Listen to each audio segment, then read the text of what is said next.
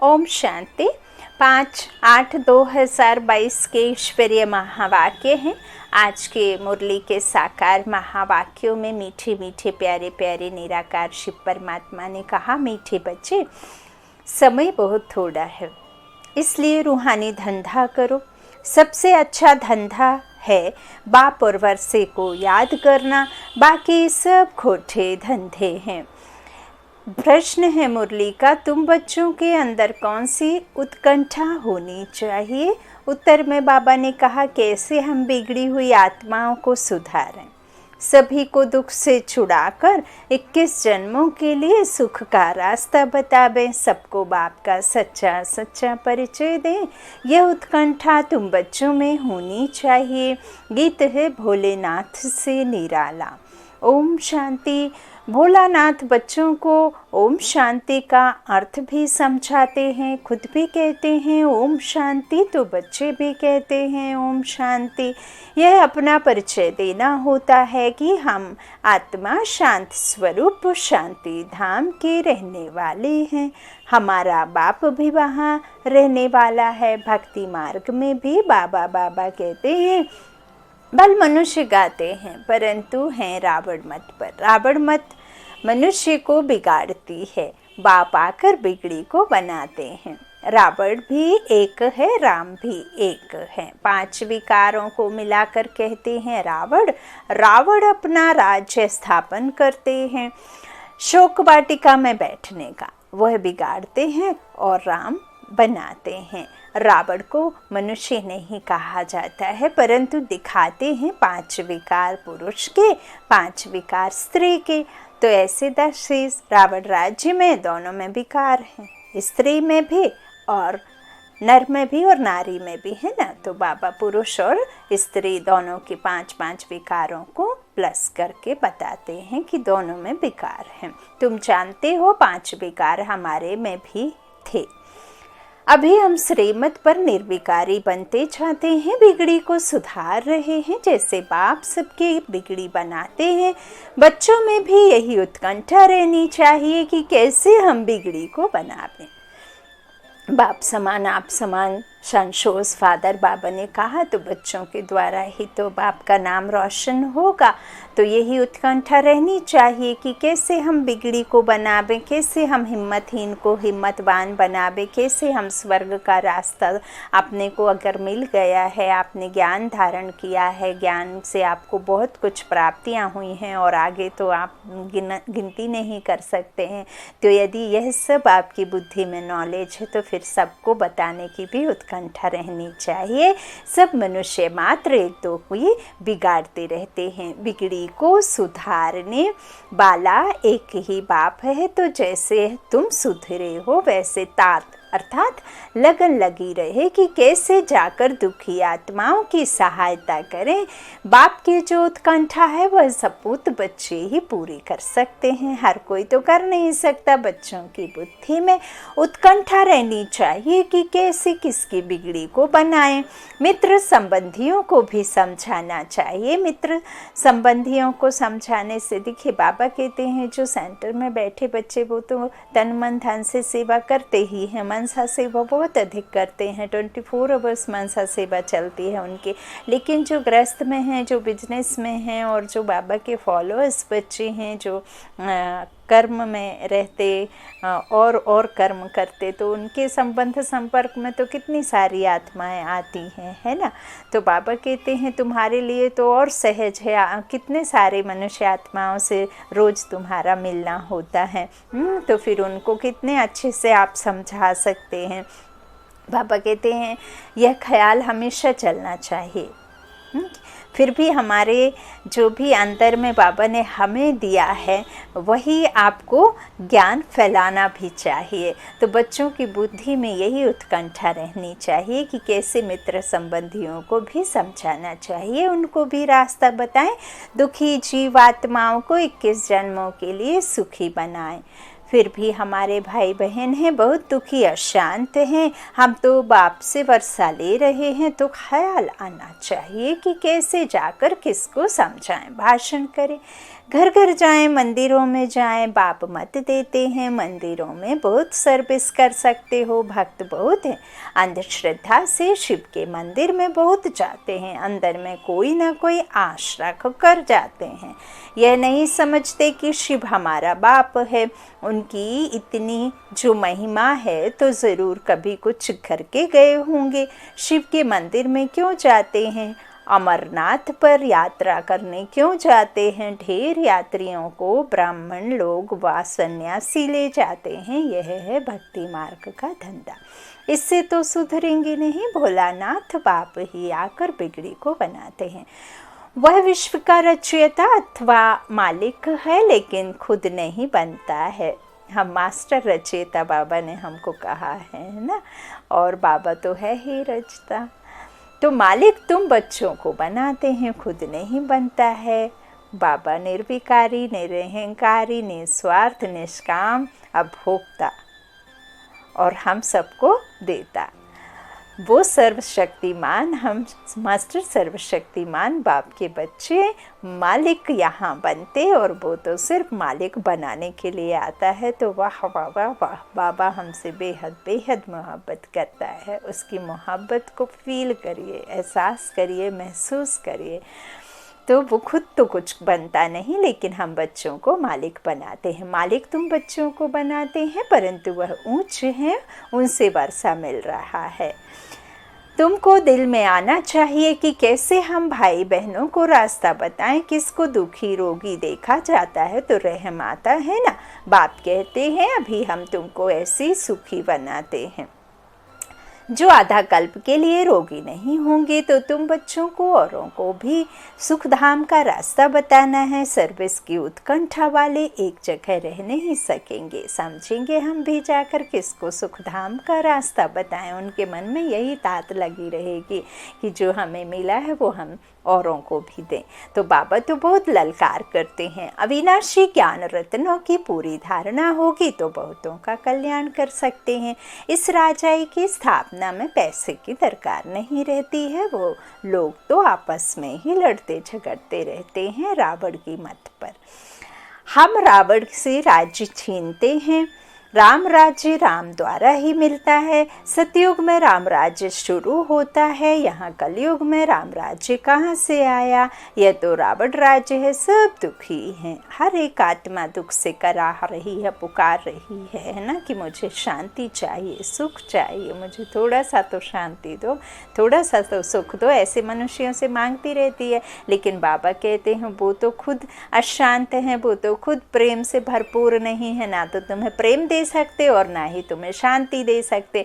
अब तुम शांति के सागर बच्चे, तो तुम खुद शांत स्वरूप आत्माएं हो, तो तुम्हें उस बात को जानना है, समझना है, ईश्वर को पहचानना है और खुद को भी पहचानना है। फिर शांति भी मिलेगी, सुख भी मिलेगा, प्रेम भी मिलेगा, आनंद भी मिलेगा। तो बाबा कहते हैं अब यहाँ कलयुग में राम राज्य कहाँ से आया? यह तो रावण राज्य है और सब दुखी हैं। यह बात तुम अभी सभी को समझा सकते हो। पहले उन्हें समझाना है जो गरीब हैं, संस्कारों के लिए, है ना। जो गरीब अर्थात सिर्फ धन से जो निर्धन है वो गरीब नहीं, बाबा ने कहा जो संस्कारों से नहीं है धनी, है ना। तो उन गरीबों की बात बाबा कहते हैं। जो हम आत्माएं पिछले बिछड़े हुए बाबा से कल्प पहले अब मिले हैं, तो उन्हीं आत्माओं को तो बाबा ढूंढ रहे हैं, वही तो जुड़ेंगे, हर कोई तो जुड़ ना सके। तो बाबा कहते समझाना पहले उन्हें है जो गरीब हैं, व्यापारी हैं। बाकी बड़े आदमी तो कहेंगे कि हमको फुर्सत नहीं है, हम बिजी हैं, हमें तो बिल्कुल भी टाइम नहीं मिलता। समझते हैं हम भारत को स्वर्ग बना रहे हैं, प्लान करते रहते हैं, लेकिन तुम जानते हो शिव बाबा बगैर कोई स्वर्ग बना नहीं सकते।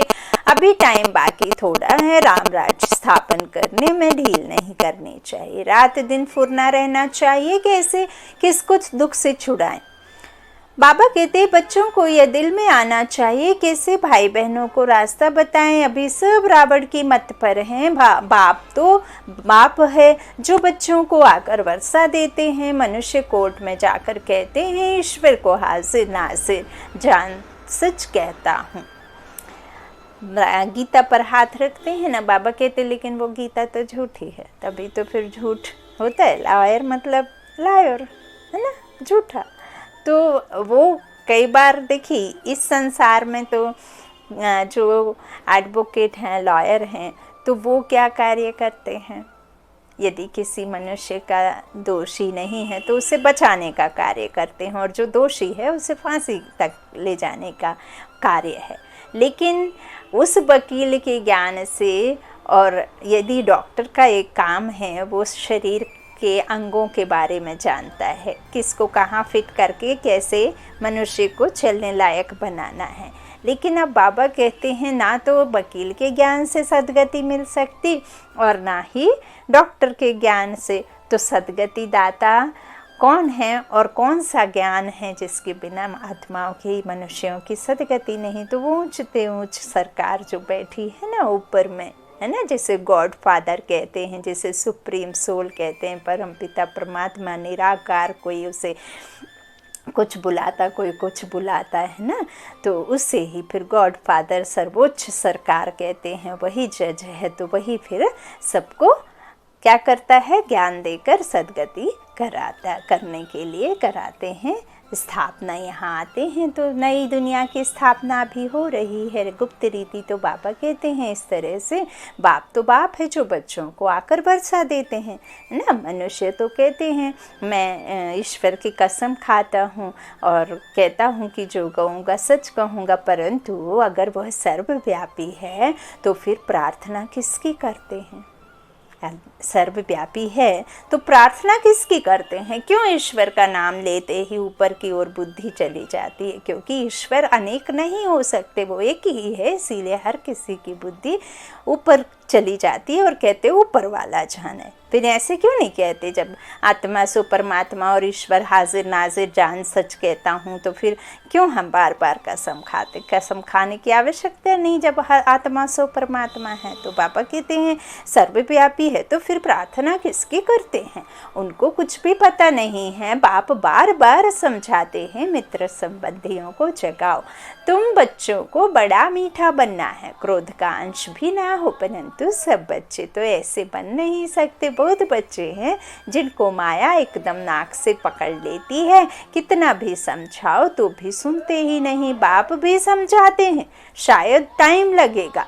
जब सब अच्छी रीति बाप की सर्विस में लग जाएंगे, शौक भी तो चाहिए ना, जो आकर कहें कि बाबा हमको सर्विस पर भेजो, हम जाकर औरों का कल्याण करें। परंतु बोलते नहीं। बच्चों का धंधा ही है सच्ची गीता सुनाना। अक्षर ही दो हैं, अल्फ और बे।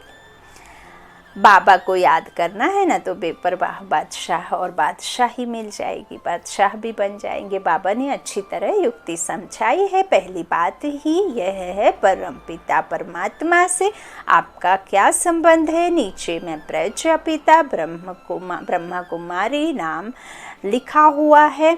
बाबा बहुत नया तरीका बहुत सहज बताते हैं, बाबा को उत्कंठा रहती है। ऐसे ऐसे बोर्ड लगाना चाहिए। बाबा डायरेक्शन देते हैं, सेवा के लिए भी डायरेक्शन देते हैं। देखिए हम जब आध्यात्म से जोड़ते हैं तो हमें जीने की कला सीखने को मिलती है।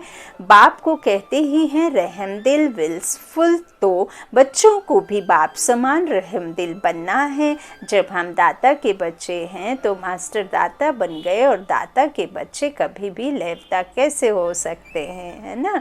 तो अब बाबा कहते हैं देवता माना होता ही है सिर्फ और सिर्फ देने वाला। अभी तो सब लेने वाले हैं, कोई देना नहीं चाहता। तो इन्हें देवता कैसे कह सकते। इन चित्रों में तो बहुत बड़ा खजाना है, स्वर्ग के मालिक बनने की इनमें युक्ति है। किसमें, जो बाबा के चित्र हैं ना। बाप तो बहुत युक्तियाँ निकालते रहते हैं, कल्प पहले भी निकाली थी और अब भी निकाली है। मनुष्यों को टच होगा कि यह बात तो बड़ी अच्छी है। बाप से यह जरूर वर्षा मिलेगा, यह भी लिख दो। स्वर्ग के वर्षे के तुम हकदार बच्चे हो। मांगने का संस्कार नहीं, हक लेने का। तो हक के लिए पुरुषार्थ करना पड़ेगा। बाप समान आप समान बनाने के लिए भी खुद को और औरों को भी बनाने के लिए। तो आकर समझो, बहुत सहज बात है। सिर्फ बोर्ड बनाकर अच्छी अच्छी जगह पर लगाना है, 10-20 स्थानों पर लगाओ, बोर्ड लगाओ। ये एडवर्टाइजमेंट भी डाल सकते हो। हमारे जो बिछुड़े हुए बच्चे होंगे उनको यह अक्षर लगेंगे, कहेंगे पता तो निकालें कि यह क्या समझाते हैं। यह भी लिखा हुआ हो कि इस पहेली को समझने से तुम मुक्ति, जीवन मुक्ति को पा सकते हो 1 सेकंड में। बाप कहते हैं अगर अपनी जीवन बनानी है तो सर्विस करो। सागर पास आकर रिफ्रेश हो, फिर सर्विस करनी है। भक्ति मार्ग में तो आधा कल्प धक्के खाए हैं, खाते ही आए हैं। यहाँ तो 1 सेकंड में बाप को जान, बाप से वर्षा पाना है। उस सबकी वानप्रस्थ अवस्था है, मौत सामने खड़ा है। सबसे अच्छा धंधा यह है। बाकी जो भी मनुष्य धंधे हैं वह है खोटे। एक धंधा सिर्फ करना है, बाप और वर्षे को याद करना है। कॉलेजों में जाकर प्रिंसिपल को समझाओ तो पढ़ने वाले भी समझें फिर कितना सहज वर्षा ले रहे हो। जितना हो सके बाप को याद करो। अच्छा मीठे मीठे सिकीला दे बच्चों प्रति माता पिता बाप दादा का याद प्यार और गुड मॉर्निंग। रूहानी बाप की रूहानी बच्चों को नमस्ते। हम रूहानी बच्चों की रूहानी माता पिता बाप दादा को याद प्यार और गुड मॉर्निंग। शुक्रिया बाबा, मीठे बाबा, प्यारे बाबा।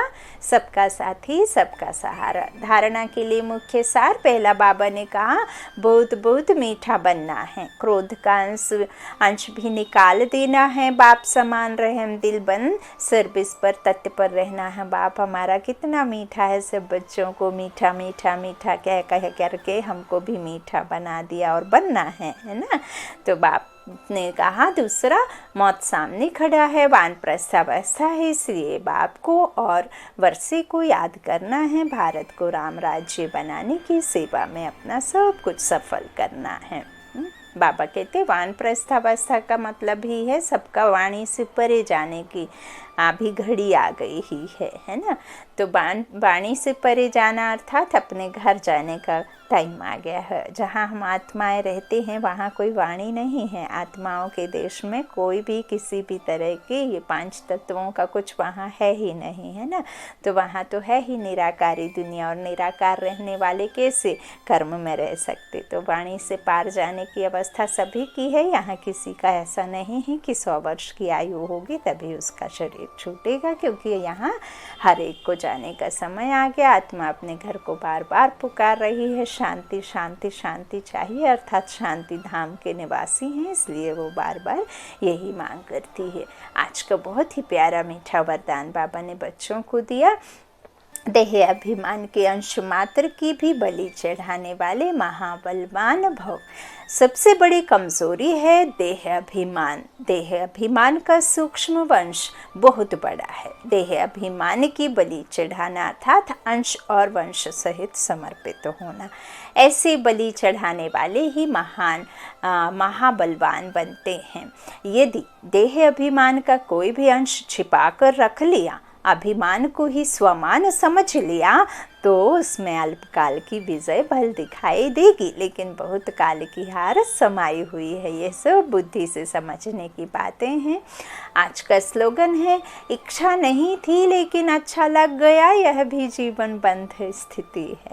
अच्छा, बाबा कहते इच्छा नहीं थी लेकिन अच्छा लग गया, यह भी जीवन बंध की स्थिति है।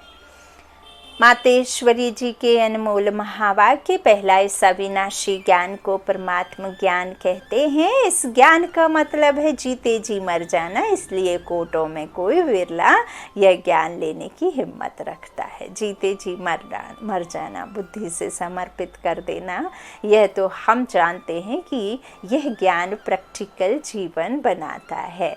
हम जो सुनते हैं वो प्रैक्टिकल में बनते हैं। कब बनते हैं? सतयुग में। ऐसा ज्ञान कोई साधु संत महात्मा दे नहीं सकते। वो लोग ऐसे नहीं कहेंगे मन मना भव।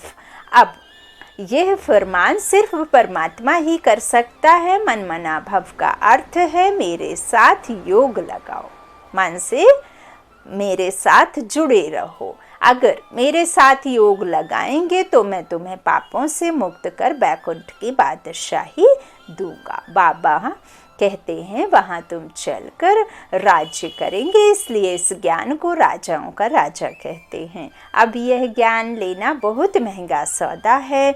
ज्ञान लेना अर्थात एक ही धक से जीते जी मर जाना। जैसे ही बाबा का ज्ञान मिला और बाबा को समझा कि मैं कौन मेरा कौन, और उसके हो गए। शास्त्रों आदि का ज्ञान लेना तो बिल्कुल सस्ता सौदा है, उसमें तो घड़ी घड़ी मरना होगा।